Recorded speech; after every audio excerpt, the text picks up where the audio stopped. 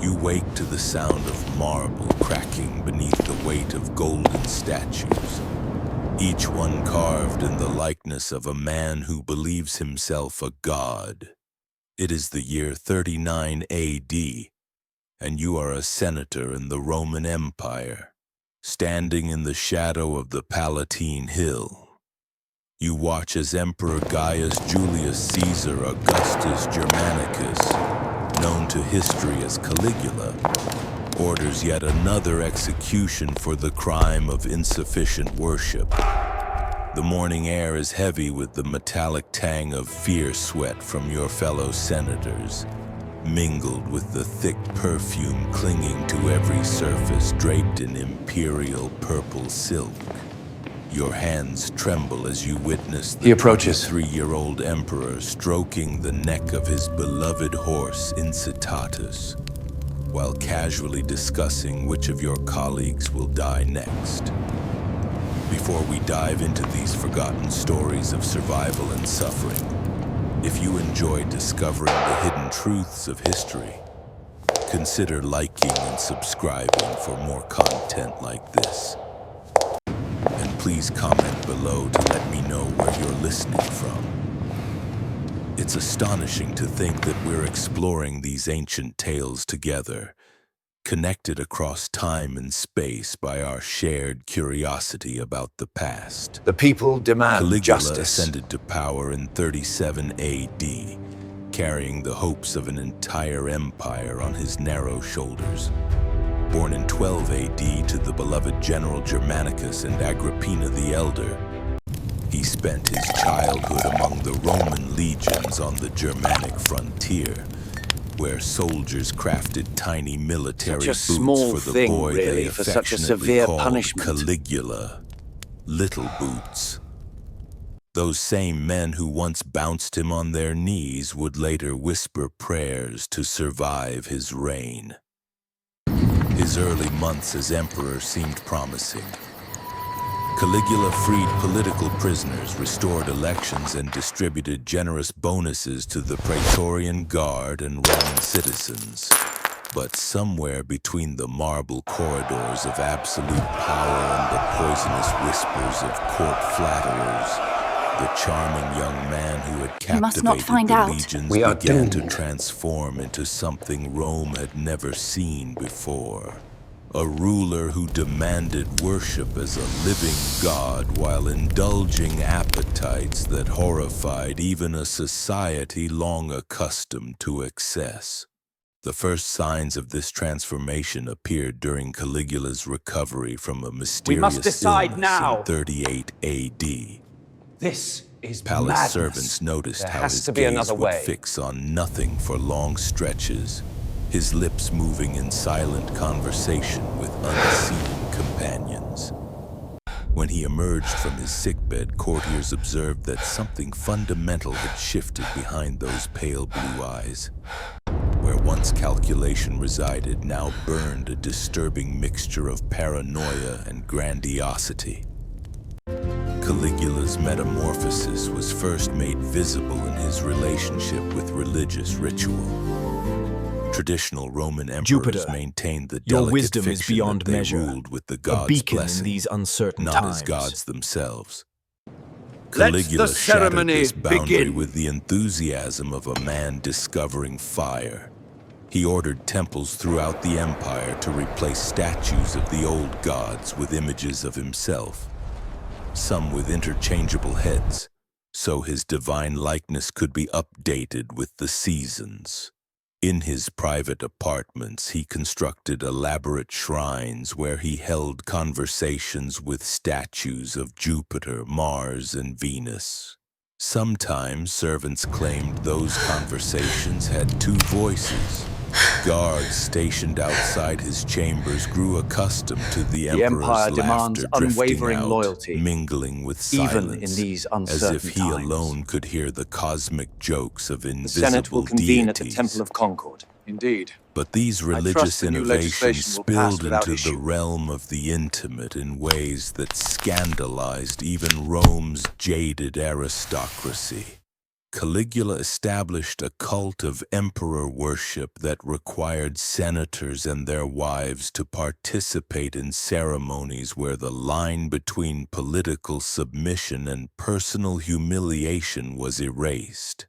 In one infamous ritual in 39 AD, he forced the wife of Senator Marcus Junius Brutus to disrobe before a golden statue of himself, reciting prayers once reserved for Venus, goddess of love and sexuality. For Caligula, these ceremonies were not merely moments of fleeting pleasure. They were declarations of power, a demonstration that absolute authority could reach every hidden corner of Rome's elite, from the Senate chamber to the private lives of its most untouchable families. Long before the scent of fear filled the corridors of the Palatine Hill, there was the boy with the little boots. Caligula was born in the winter of 12 AD, the third child of the famed General Germanicus and the dignified Agrippina the Elder.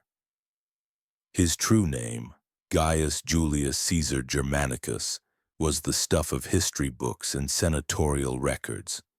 But to the soldiers on Rome's chilly northern frontier, he was Caligula, the little boot, a nickname born from affection. As a child, Gaius followed his father on military campaigns along the Rhine. A living mascot for the Roman legions, his tiny boots hand-stitched to match the heavy caligae worn by the men. Soldiers would hoist him onto their shoulders after a victory, cheering, sometimes believing that his very presence was a blessing from the gods. That memory lingered, like the sweet nostalgia of a Rome that could still imagine innocence in its rulers. The story of Little Boots was retold often in campfires and in letters sent home. How the son of Germanicus brought laughter to men who would soon march to their deaths. Even as the empire's borders shifted and generals rose and fell, those who had bounced Caligula on their knees whispered their hopes for the child. Yet they could not imagine the shadows that would eventually fall across his path. When Germanicus died, some said from illness, others whispered of poison. The empire mourned a hero lost too soon. For Gaius, it meant a shattering of the only safety he had ever known. His mother, Agrippina, fiercely protective and politically astute, tried to shield her children from the political storms gathering in Rome. But Rome is a city where whispers carry, and soon Agrippina herself fell from imperial favor, exiled by Tiberius, the darkly enigmatic emperor who saw threats in every corner. Gaius's early years became a lesson in survival. One by one, his brothers were exiled or killed. His sisters vanished behind closed doors. At just 7, he lost not only a father, but the warmth of a family, the certainty of a home. For many, these scars would have bred fear or caution. For Caligula, they seeded a resolve both brittle and dangerous. The knowledge that power alone could provide safety and that affection from the powerful was always a double-edged sword. Rome itself, by the time of Tiberius, was a city suspended between hope and dread. The emperor, grown remote on the island of Capri, was a shadow figure ruling by fear through networks of spies and informers. Meanwhile, the memory of Germanicus remained a beacon. When news spread that Gaius, now a young man pale and sharp-eyed, was to return from Capri and succeed Tiberius, the city seemed to breathe again. In 37 AD, Caligula's ascension was greeted by a wave of celebration that few could recall in their lifetimes. Crowds poured into the streets, shouting his name, clutching images of his father and garlands of laurel. Old soldiers wept openly. The Senate, long cowed by Tiberius's severity, moved quickly to support the new emperor. hoping for a return to the old republican virtues, even if only in appearance. For a fleeting moment, the idea of a benevolent, almost legendary ruler seemed possible again. The early months of Caligula's reign seemed to fulfill those hopes.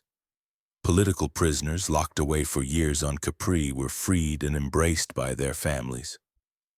Old laws were restored and long-stifled elections revived, if only as a gesture. Caligula distributed generous bonuses to the Praetorian Guard and to the people of Rome. Games were held in the Circus Maximus, and the mood of the city lifted. His speeches, rich with allusions to Augustus and Julius Caesar, called for unity and renewal. In that season, even the most cynical senators dared to believe Rome had found its savior. But power in Rome is never as simple as it seems. Behind the marble pillars and golden mosaics, other forces moved. Advisors with their own ambitions, court flatterers whispering in the emperor's ear, old enemies waiting for a moment of weakness. It was in these shadowed spaces that the true transformation of Caligula began.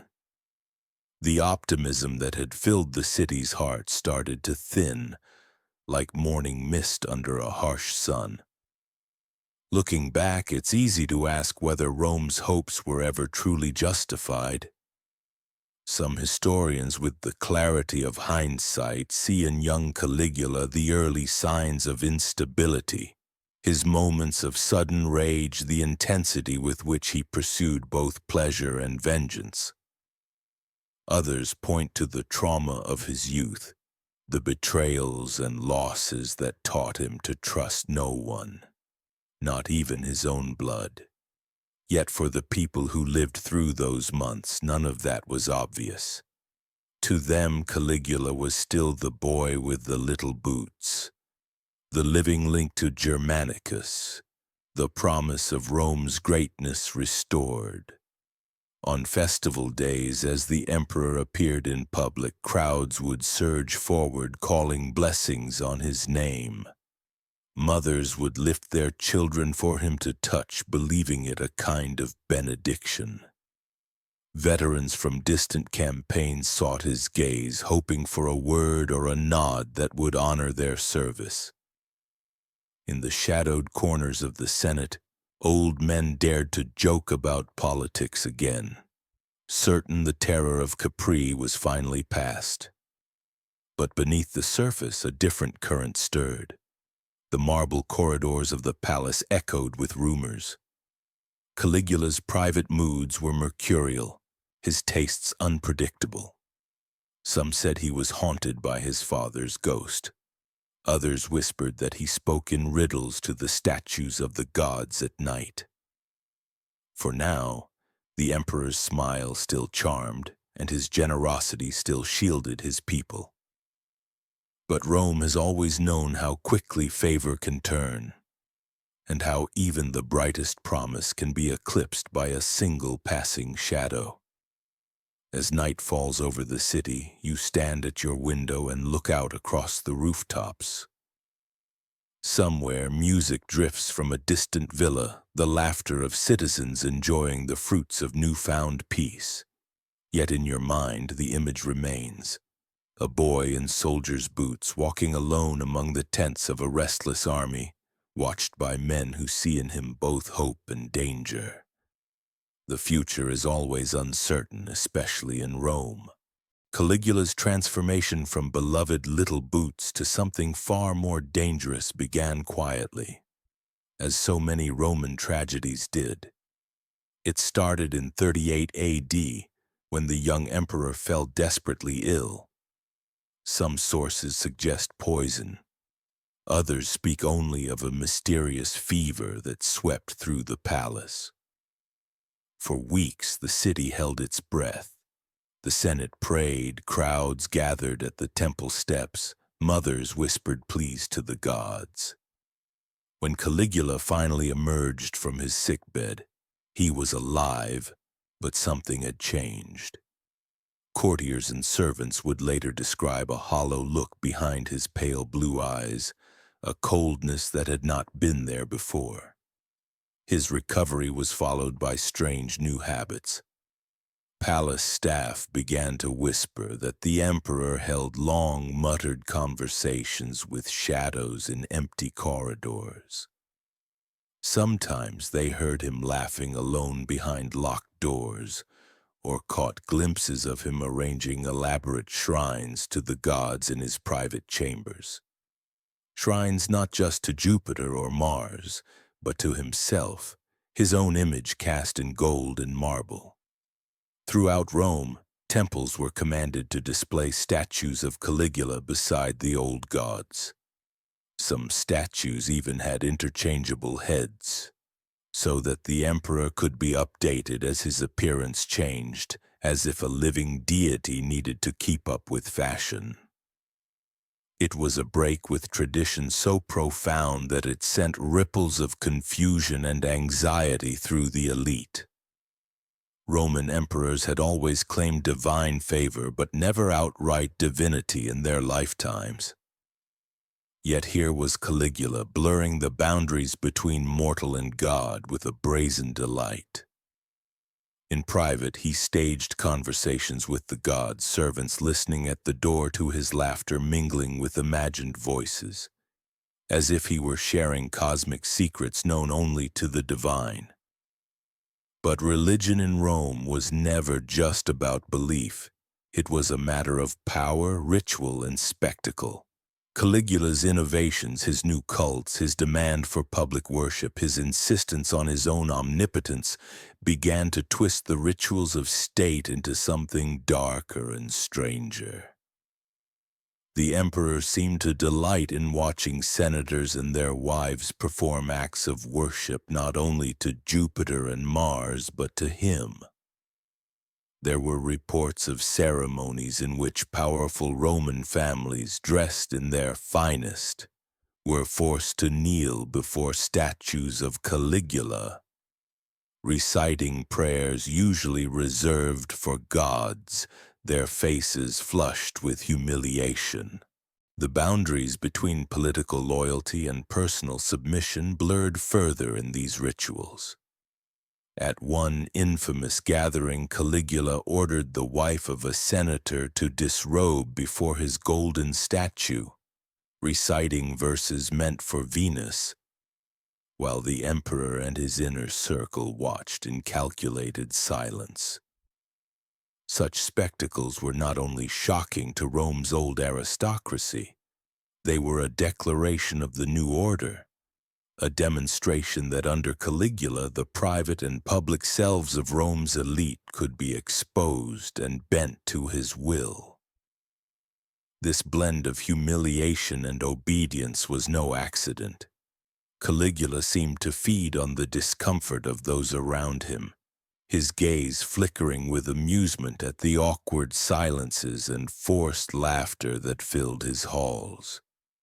He restructured palace dinners into theatrical performances, choosing not the most beautiful women for his company, but those whose husbands' political importance was greatest. These women, seated at his feet like pets or made to serve wine while their husbands looked on in strained silence, became living reminders of the emperor's control over every aspect of Roman life. For the men, senators, generals, old friends, there was little comfort. Some, like Marcus Lepidus, married to Caligula's own sister Drusilla, endured the public spectacle of the emperor's attention without protest, eyes fixed on anything but the shame unfolding before them.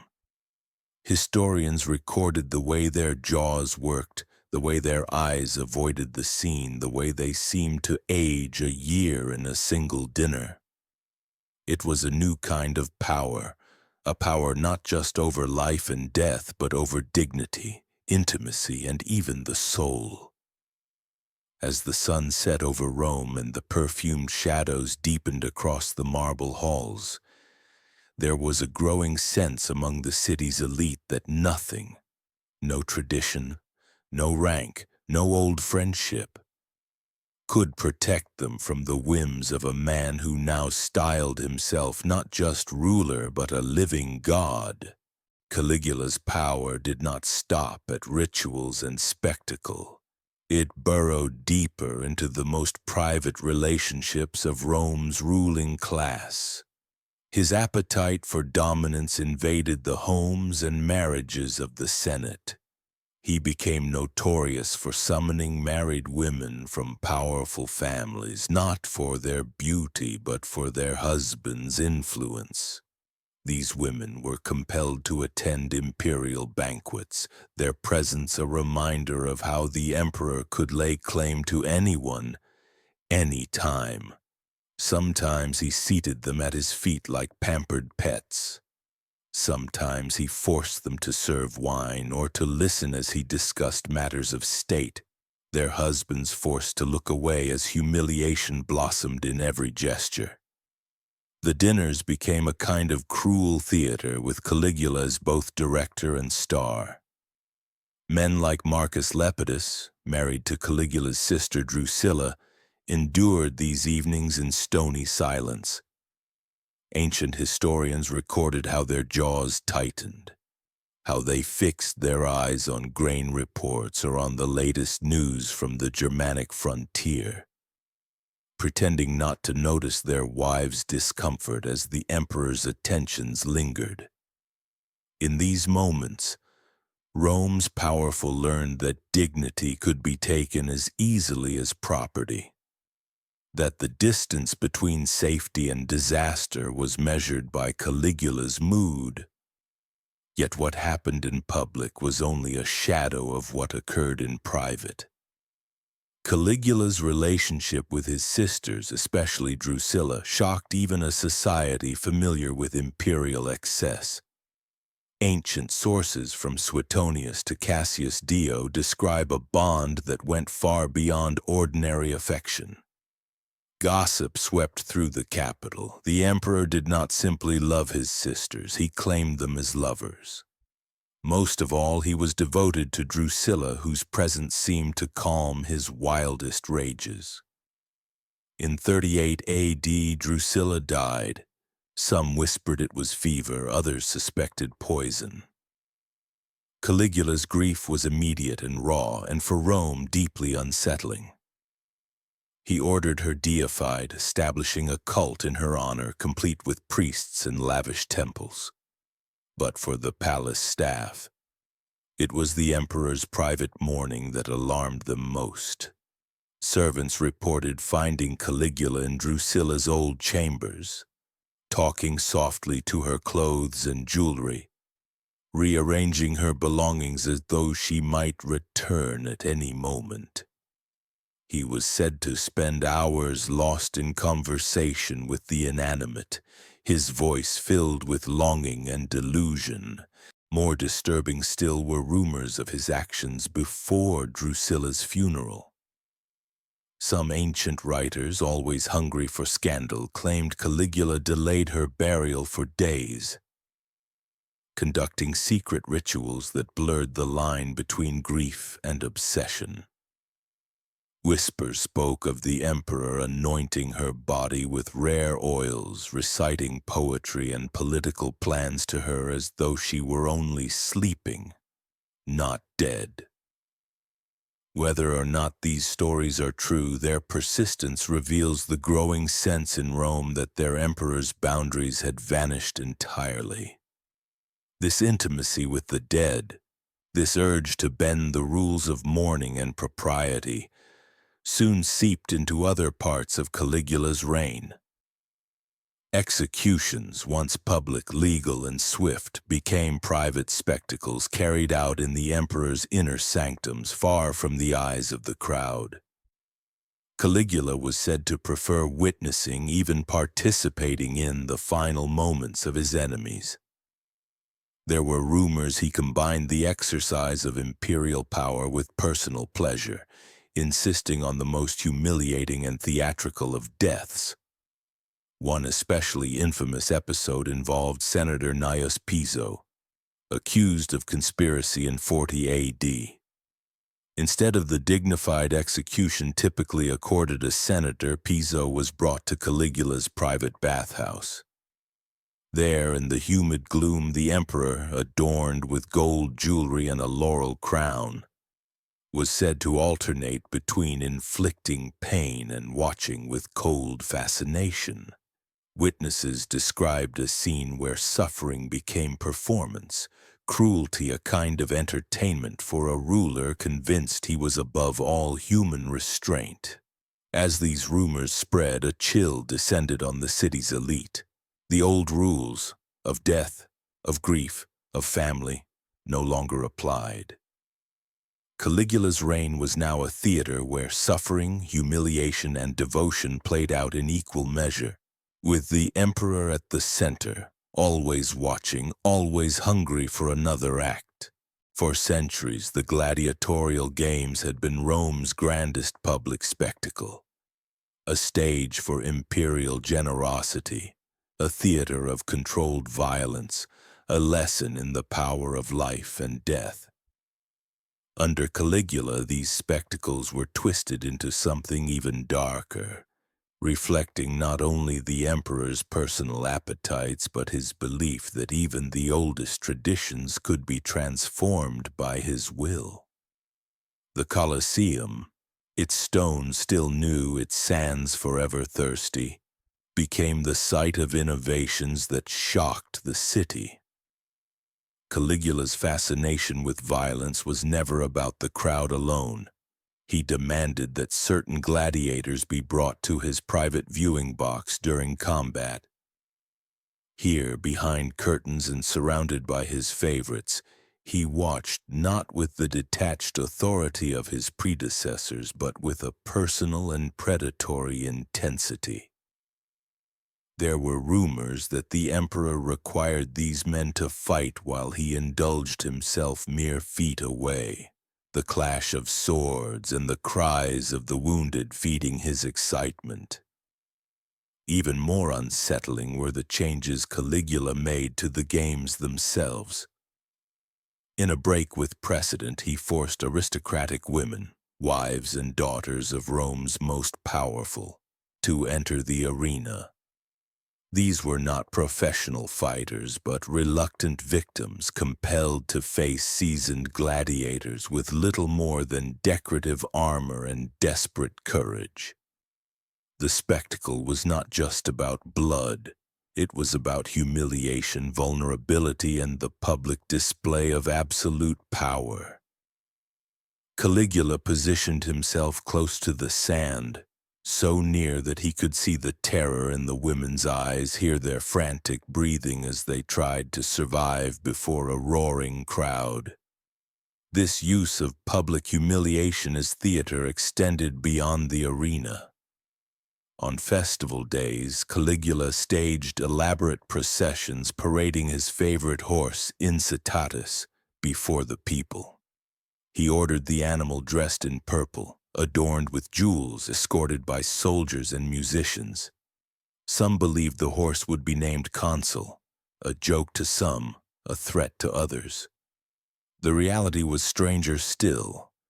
Caligula staged elaborate rituals marrying himself to Incitatus, complete with vows, feasts, and speeches to a bemused audience. The boundary between absurdity and menace became ever more blurred. Within the palace, these ceremonies with Incitatus took on a private, unsettling character. Caligula had a suite of rooms constructed beside the horse's stable, where he spent nights talking to his beloved animal, sharing state secrets and confessions that he dared not utter to any living person.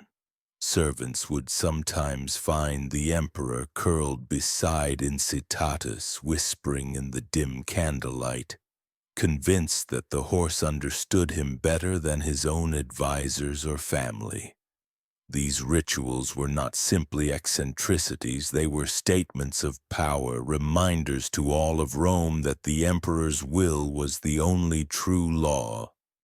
If he wished to honor a horse above senators, so be it. If he wished to strip the city's most respected women of their dignity in the sand, no one dared object. In these moments, the logic of the old world, honor, tradition, hierarchy, seemed to dissolve under the pressure of a single man's imagination. For many who witnessed these scenes, the city itself felt altered, as if some ancient pact between ruler and ruled had been broken forever. Each day brought a new spectacle, each spectacle a new test of how far Rome could be bent without breaking. The people watched, waited, and wondered. In the shadow of a ruler who believed himself divine, what could possibly come next? The roots of Caligula's extraordinary behavior run deep into his childhood, shaped by a family whose story is woven with ambition, tragedy, and trauma. From his earliest years, Gaius, known affectionately by the soldiers as Caligula, Little Boots, lived in the shadow of military glory and political intrigue. His father, Germanicus, was celebrated throughout the empire as a paragon of Roman virtue and strength. To the people, Germanicus represented hope, a potential restorer of Rome's golden age. To the ruling elite, he was both an inspiration and a threat. Young Caligula's earliest memories were forged not in the tranquility of a Roman villa but on the frontiers. Amid the clatter of weapons, the discipline of the camp, and the adoration of battle-hardened legionaries. Yet beneath the surface, these years carried the seeds of later instability. When Caligula was just 7, Germanicus died under mysterious circumstances in Syria. Some whispered of poison, others insisted it was illness. The loss was shattering.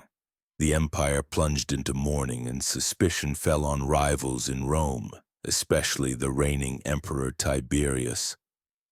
The family's fortunes crumbled with Germanicus' death. Agrippina the Elder, Caligula's fiercely protective mother, was exiled by Tiberius, stripped of status, and eventually imprisoned, accused of plotting against the emperor. One by one, Caligula's brothers and other family members were executed or forced into exile. What remained was a childhood spent in a court rife with paranoia, a daily lesson that survival depended on reading the mood of those in power, and that love could quickly become a liability. During these formative years, Caligula lived at the villa of the Emperor Tiberius on the island of Capri. There, the adolescent future emperor was a silent observer to a court where suspicion, betrayal, and indulgence reigned. Tiberius himself was a complicated figure, a ruler haunted by conspiracies, increasingly withdrawn from public life, and rumored to indulge in cruelties and pleasures far removed from the stoic ideals of old Rome. In this environment, Caligula learned that power was inseparable from secrecy, that those who appeared most loyal might be the most dangerous. The lessons of Capri left their mark. Servants from the period remembered Caligula as an attentive listener, a young man who rarely betrayed his feelings, learning to mimic loyalty and hide his true intentions. He watched as Tiberius dispensed rewards and punishments, sometimes for real conspiracies, sometimes on mere suspicion. For Caligula, every day was an exercise in survival, one in which innocence offered no protection, and even family ties could become fatal. This strange upbringing blurred the boundaries between affection and manipulation, teaching Caligula to see every relationship as transactional. Power, he learned, was best maintained by keeping everyone off balance, by mixing generosity with sudden cruelty, and by never revealing where one's true loyalties lay. Some historians argue that the roots of his later divinity and public cruelty can be traced directly to the betrayals and lessons learned on Capri. By the time Tiberius died, Caligula was a young man forged by tragedy and sharpened by observation. He had survived by making himself indispensable to the old emperor, while quietly cultivating the loyalty of the Praetorian Guard and those nostalgic for his father's legacy. When news of Tiberius's death spread, Rome erupted in celebration. For a brief moment, it seemed as if the city might return to the hopes of Germanicus's era. Yet beneath the joy there lingered a sense that Caligula's wounds were too deep to ever fully heal. The emperor who emerged was both a product and a victim of his upbringing.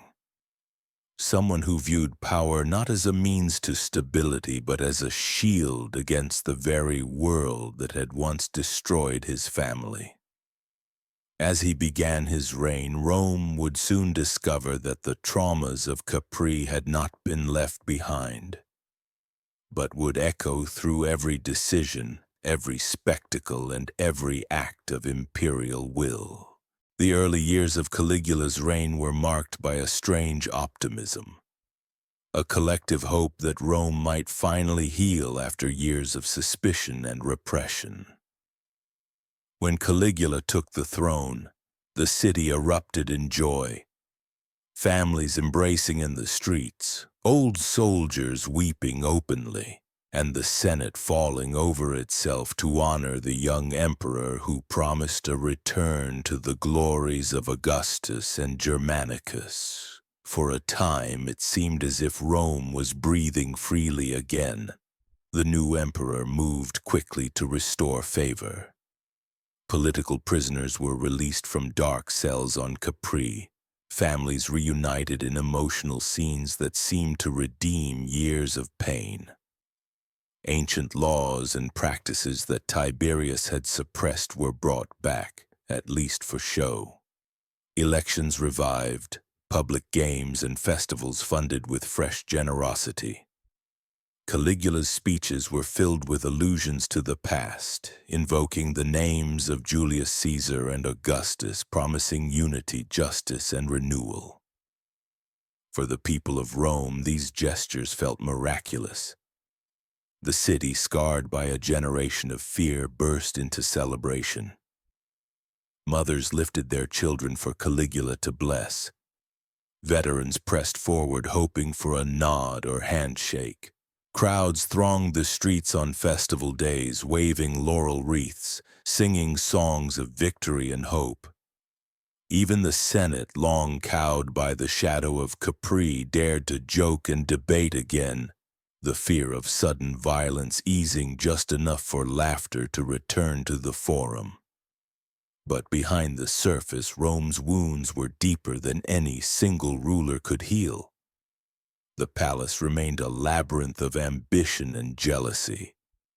Advisors and favorites, newly emboldened, began to whisper in Caligula's ear, jockeying for influence. Ancient families, once enemies, now vied for the young emperor's favor, each hoping to shape the new regime. Caligula, for all his public charm, was already showing hints of a darker nature, moments of abrupt rage, impulsive generosity, and sudden, baffling coldness. Servants noticed that his moods changed as quickly as the Roman weather. Some days he would walk among the people, dispensing gifts, while other days he remained hidden, plagued by headaches and private fears. To some, these were the quirks of youth. To others, troubling omens. For a while, the city tried to ignore the shadows. The emperor's generosity, his promise of a new golden age, and the spectacle of endless games held the population in thrall.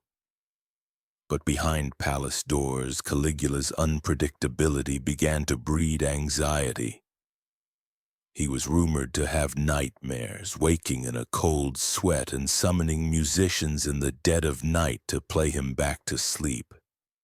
There were stories of his laughter echoing through the halls, at times warm and infectious, at others sharp and manic. Some in the Senate, remembering the cautious terror of Tiberius, grew uneasy at these tales. Historians would later debate whether the emperor's mind was already unraveling or if the pressures of rule were slowly pushing him over the edge. What is clear is that the energy of hope that had greeted his ascension began imperceptibly at first to dissipate. As months passed, the streets of Rome filled with a new kind of gossip. Some said the emperor spent hours alone in his private gardens talking to statues and birds. Others whispered that he demanded new temples in his honor, that he had begun to dress in outlandish costumes, part divine, part theatrical. For most, these were the eccentricities of youth, harmless quirks from a man who had lived too long among enemies. Yet for the old families of Rome, these rumors were the first warning signs that the golden age might be slipping away before it had truly begun. In the shadowed corners of the city's palaces and taverns, men and women began to ask quietly at first, what happens when the hope for salvation gives way to the return of fear? Caligula's unpredictability soon became legend, his reign marked by moments of both dazzling generosity and chilling cruelty. At first, the changes seemed merely eccentric, a ruler who threw lavish banquets for the people, who scattered coins from balconies into cheering crowds, who promised that his rule would be an endless festival. But as the months slipped by, something darker crept in. He became obsessed with being worshipped, not just respected. In a break from every tradition, Caligula began to insist that his own image be venerated in temples alongside the ancient gods.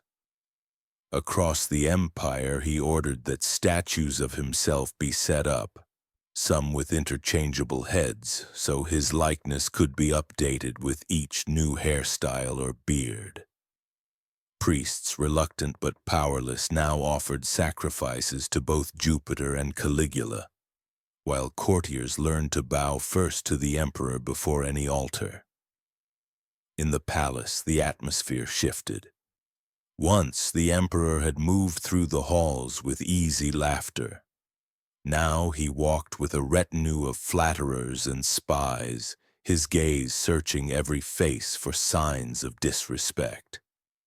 The line between performance and reality blurred, as even old friends and allies found themselves playing roles in Caligula's personal theater.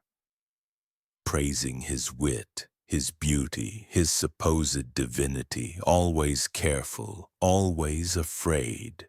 Worse still were the rituals of humiliation he devised for the elite. Senators and their wives were summoned to participate in ceremonies that blurred the lines between worship and degradation. At Caligula's command, powerful families knelt before his statue, reciting prayers once reserved for the gods of Olympus.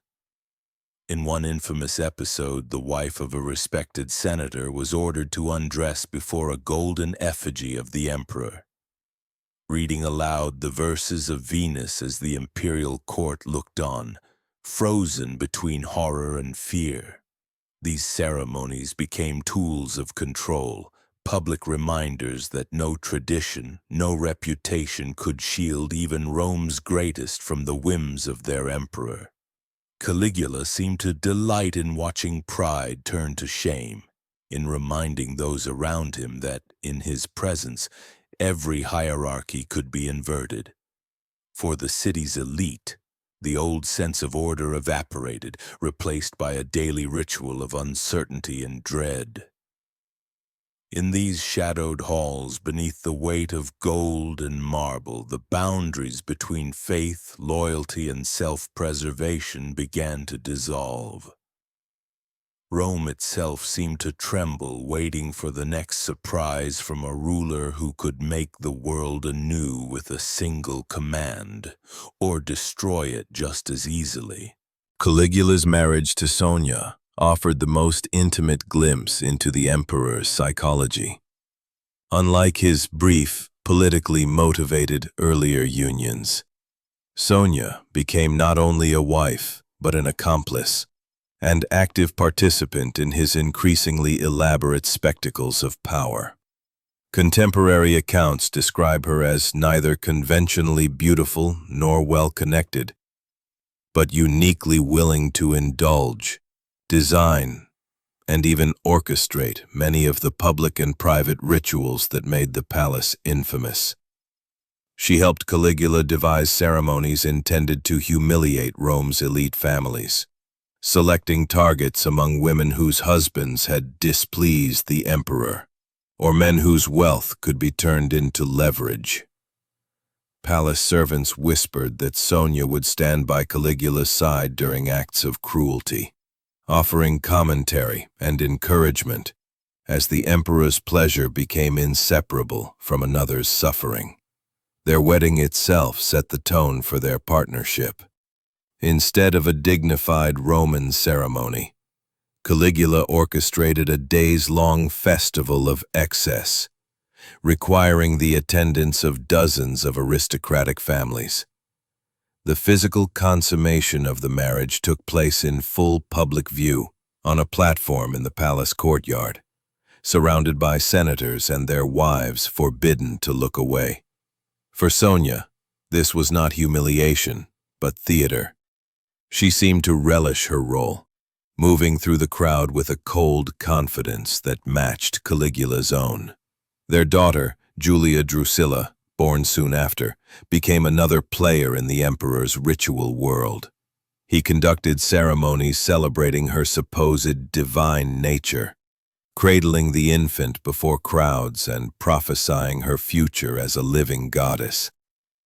These ceremonies blurred the boundaries between public piety and private obsession. Sculptors were commanded to immortalize Caligula and the baby in statuary that startled even the most jaded artists, while elaborate shrines in the nursery combined Roman prayers with strange, invented devotions to the child's divinity. For those inside the palace, the atmosphere was thick with both awe and fear. At any moment, the emperor might command a feast, a festival, or a trial by humiliation. The lines between intimacy and dominance, between love and power, were erased. Everyone present became both audience and actor in Caligula's theater of control.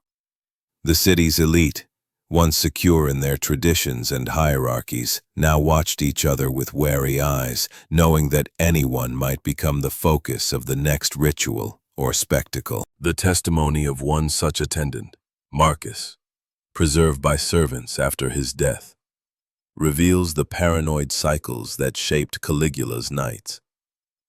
Marcus described being forced to dress as different gods, while Caligula enacted scenes of sexual domination and delivered long, incoherent speeches about cosmic responsibility and betrayal. These rituals were watched over by armed guards, the rooms filled with the flicker of dozens of oil lamps, the emperor alternating between pleasure and suspicion, always convinced that some shadow conspired against him. Caligula also broke with imperial tradition by drawing the Praetorian Guard, those sworn to protect him, directly into his private world. Where earlier emperors had kept their bodyguards at a respectful distance, Caligula demanded their presence at his most intimate and bizarre ceremonies. Guards were compelled to stand at attention or sometimes participate, their discipline tested to the limits as they witnessed acts that blurred the boundaries between security, shame, and complicity. Over time, this shared knowledge of imperial excess became its own kind of prison.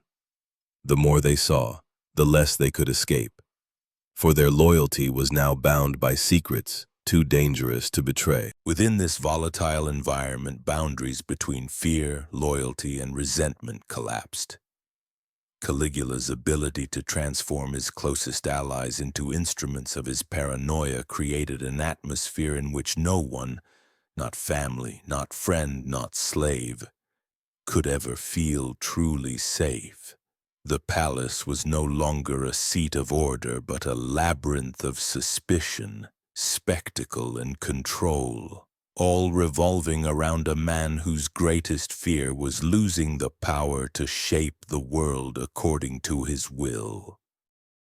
If Caligula's reign was marked by spectacle and the destruction of boundaries, its roots were sunk deep in the dark soil of childhood trauma and imperial fear. To understand how the promise of little boots twisted into the tyranny of a living god, one must look backward, into the corridors of memory where old ghosts whispered and wounds never truly healed. Even before he could walk, Gaius was the child of legend and expectation, the son of Germanicus, Rome's golden general, and Agrippina the Elder, daughter of the hero Marcus Agrippa. He seemed destined for greatness. His earliest years were spent on the frontiers, surrounded by the rough affection of soldiers, his small feet clad in miniature boots as the legions cheered him on. For a time, the world must have felt safe, wrapped in the laughter of his siblings and the protective shadow of his famous father. But Rome's favor is as fickle as the Tiber in flood, and calamity soon followed. When Gaius was just 7 years old, Germanicus died suddenly in the east. Rumor darkened the Emperor Tiberius's court. Some whispered of poison, others of fate, but all agreed that with Germanicus's death, a vital light had been extinguished. The grief that swept the empire was mirrored in private agony for his family. Agrippina, proud and outspoken, found herself increasingly isolated as Tiberius's paranoia deepened. One by one, Gaius's brothers and male relatives were exiled, imprisoned, or killed. His mother and sisters lived under constant threat, knowing that a careless word or unfounded accusation could bring ruin at any moment. Gaius survived by learning to disappear. As a child and then a teenager, he was shuttled between relatives, watched and weighed by the emperor's spies. He became an expert at reading moods, at masking his true feelings behind obedience and empty flattery. At the age when most children chase games and dreams, Gaius was already practicing the art of survival. His smile a shield, his silence a weapon. Ancient writers describe him as eerily self-contained, observing everything, revealing nothing. The island of Capri, where Tiberius withdrew in his final years, became a crucible for the boy. Surrounded by luxury and terror, Gaius witnessed the old emperor's darkest habits. Stories would circulate for centuries about what took place in those marble halls: orgies, cruelty, the systematic humiliation of those who served. For Gaius, these years taught lessons he would never forget: that power is both intoxicating and perilous, that love and loyalty are fragile, and that the only real safety lies in command. When Tiberius died, Gaius emerged from exile transformed. The Senate and people welcomed him as a savior, but the shadows of Capri clung to him. The memory of betrayal, of family lost to imperial suspicion, haunted his every step. Those who knew him best remarked that Caligula's laughter always held an edge of unease, that even in celebration he seemed to listen for dangers unseen. As emperor, these wounds became a driving force. In his first months, Caligula acted with mercy and generosity, as if determined to restore what had been lost. But the lessons of his youth, fear, betrayal, the precariousness of affection, could not be unlearned. The fever that overtook him in 38 AD, whether born of illness or the strain of power, only deepened his sense of isolation. Emerging from that darkness, he saw enemies everywhere, each shadow a threat, each friend a possible traitor. The court of Caligula became a place of constant vigilance. Advisors and courtiers were promoted and destroyed with dizzying speed. Plots, real or imagined, were rooted out, sometimes with spectacular violence. The Praetorian Guard, sworn to protect the emperor, found themselves drawn into his rituals, required to bear witness to both his triumphs and his terrors. The very architecture of the palace changed, with walls and passageways designed for secrecy, sudden flight, and surveillance. It is easy, with the distance of centuries, to reduce these actions to madness. Yet for those who lived through it, the danger was real, and Caligula's paranoia was not without cause. In Rome, power was always under siege. An emperor who failed to suspect treachery did not survive for long. What set Caligula apart was the intensity of his response. He demanded not just loyalty, but submission so total that it erased the distinction between friend and foe, family and stranger. In moments of rare candor, palace servants reported seeing Caligula alone in the gardens at night, speaking softly to invisible listeners, pacing restlessly beneath the moon. Sometimes he spoke of his father, of the battles he had never fought, of the siblings lost to Tiberius's suspicion. Sometimes he simply listened, as if waiting for the ghosts of the past to answer. All tyrants are, in some measure, made by their times. Caligula's excesses were the product not just of personal flaw, but of a world that had taught him to expect betrayal at every turn. Trauma became policy, isolation, a weapon. In seeking to control the dangers around him, Caligula instead unleashed new terrors, rewriting the rules of empire in the language of fear. And so, beneath the marble and gold, the emperor remained a haunted child, chasing shadows, searching for safety in a world where none could be found. Among the many mysteries of Caligula's reign, none was more unsettling than the shadowed world of his private relationships. A family drama played out on the grandest stage, but with all the intimacy and peril of a tragedy behind closed doors. After the storm of Drusilla's death, Caligula's need for loyalty and belonging only intensified. It was in this climate of loss and suspicion that his marriage to Melonia Sonia unfolded. Unlike his earlier wives, who had come and gone with the turning of political tides, Sonia became a lasting, even vital presence. Contemporary sources admit she was neither celebrated for beauty nor birth. Yet what set her apart was her unwavering willingness to stand beside the emperor, not just as a consort, but as a co-conspirator in both pleasure and cruelty. Palace gossip hinted that Sonia was more than just a passive participant in Caligula's extravagances. She is said to have delighted in devising new ceremonies of humiliation for Rome's noble families. Her suggestions always the most audacious, her voice the most eager in the emperor's councils of excess. At times she accompanied him during acts of public dominance and private torment, her laughter ringing through corridors once reserved for statecraft and diplomacy. To the senators forced to watch their wives and daughters suffer, Sonia's complicity made the emperor's rituals feel not only inevitable, but inescapably intimate.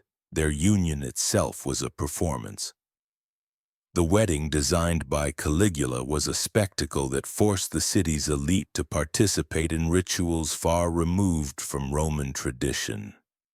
Instead of sacred vows whispered before the gods, The couple's physical consummation became a public event, a grim reminder to all present that even the most private boundaries were now subject to the emperor's command.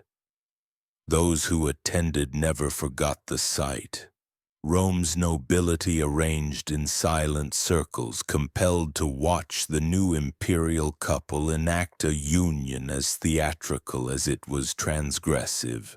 In the months that followed, Sonia emerged not just as empress, but as an architect of her husband's new world, a Rome where every social bond could be twisted into an instrument of power. She reportedly identified targets for humiliation. A senator's wife whose husband was suspected of disloyalty. A wealthy merchant whose resources could be extorted through shame.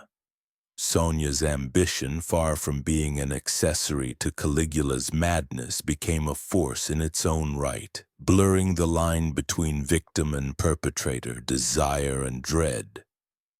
The birth of their daughter Julia Drusilla, named for the emperor's lost sister, added another layer of darkness to this family portrait. In the palace nursery, Caligula staged ceremonies in which he proclaimed the infant a goddess, the living embodiment of his own immortality. Statues were commissioned of father and child, their poses so shocking that sculptors were paid enormous sums for their silence. To outsiders, these rituals were both horrifying and pitiable. An emperor so desperate for divine legacy that he would bind even his infant daughter into his cult of power. Sonia played her part with chilling dedication. She was seen at the emperor's side during these ceremonies, encouraging his wildest declarations, comforting him in moments of paranoia. Some believed she truly shared his vision. Others whispered that she simply understood the cost of resistance in a world where the emperor's favor was the only shield. Inside the palace, fear and complicity became daily companions. Male slaves and young courtiers, drawn into the imperial circle as both confidants and playthings, learned to navigate Caligula's mercurial moods. Those who pleased him might be rewarded with luxury or intimacy. Those who failed disappeared without explanation. Every servant, every guard, every member of the imperial family lived under the same unyielding truth. In Caligula's Rome, survival was a matter of reading the emperor's desires and Sonia's approval, and of never forgetting that today's delight might become tomorrow's disgrace. Yet despite the terror, glimpses of ordinary humanity survived. Some nights, guards reported Sonia and Caligula could be heard in private conversation, voices soft rather than commanding, discussing their daughter, their fears, even their dreams. These moments, fragile and fleeting, offered the faintest hope that beneath the masks of power and ritual, something like love or regret might still exist. But for the city beyond the palace walls, the reality was harsher. Every new story of the empress's complicity, every rumor about the infant goddess became a reminder that the boundaries between family power and peril were gone.